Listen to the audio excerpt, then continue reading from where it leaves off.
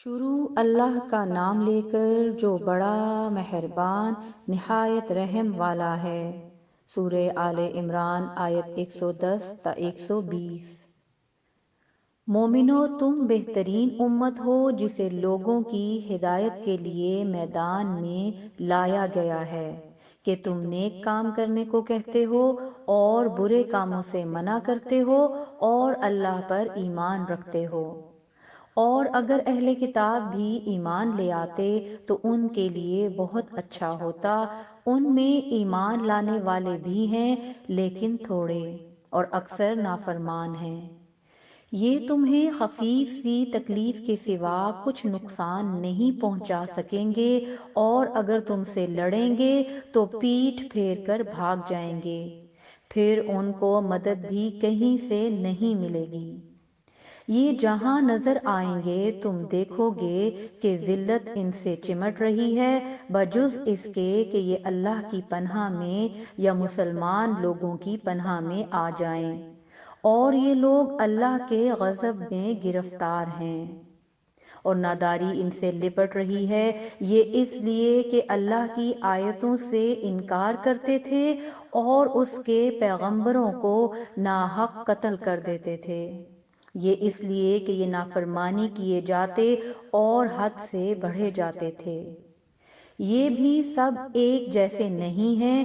ان اہل کتاب میں کچھ اچھے لوگ بھی ہیں جو رات کے اوقات میں اللہ کی آیتیں پڑھتے اور اس کے آگے سجدے کرتے ہیں۔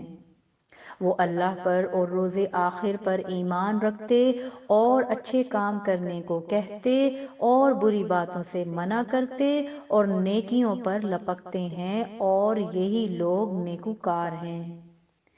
اور یہ جس طرح کی نیکی کریں گے اس کی ناقدری نہیں کی جائے گی، اور اللہ پرہیزگاروں کو خوب جانتا ہے۔ جو لوگ کافر ہیں ان کے مال اور اولاد اللہ کے مقابلے میں ان کے ہرگز کام نہ آئیں گے، اور یہ لوگ اہل دوزخ ہیں کہ ہمیشہ اسی میں رہیں گے۔ یہ لوگ جو مال دنیا کی زندگی میں خرچ کرتے ہیں اس کی مثال آندھی کی سی ہے جس میں سخت سردی ہو، اور وہ ایسے لوگوں کی کھیتی پر جو اپنے آپ پر ظلم کرتے تھے چلے اور اسے تباہ کر دے۔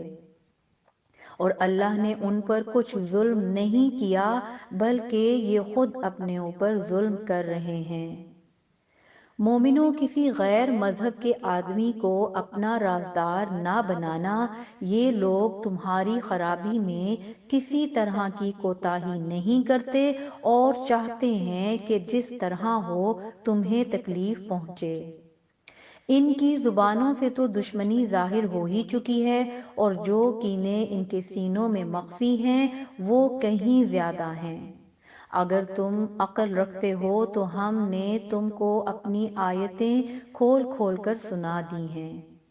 دیکھو، تم ایسے صاف دل لوگ ہو کہ ان لوگوں سے دوستی رکھتے ہو حالانکہ یہ تم سے دوستی نہیں رکھتے، اور تم سب کتابوں پر ایمان رکھتے ہو اور یہ تمہاری کتاب کو نہیں مانتے، اور جب تم سے ملتے ہیں تو کہتے ہیں ہم ایمان لے آئے ہیں، اور جب تنہا ہوتے ہیں تو تم پر غصے کے سبب انگلیاں کاٹ کاٹ کھاتے ہیں۔ ان سے کہہ دو کہ اپنے غصے میں مر جاؤ، اللہ تمہارے دلوں کی باتوں سے خوب واقف ہے۔